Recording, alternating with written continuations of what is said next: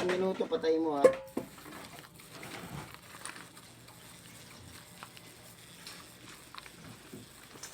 Ganyan oras. Nangkala ko yan yung ano ah. Yan. Pinabastos kila yan dyan. Oh, wala na, pinatanggal namin. Ako nagreklamo eh. Yan talaga yung pag nalalasing yun. Dalawa sila. Ako nagreklamo eh. Sino? Yung pangalawa doon. Doon din nagtatrabaho.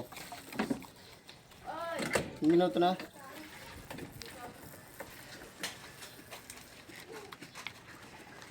Dinala ko doon sa bayan, sa polis, ng sityo. Yung talo ko doon eh. Tinanong ko kung nandun pa eh. Wala. Pati yung office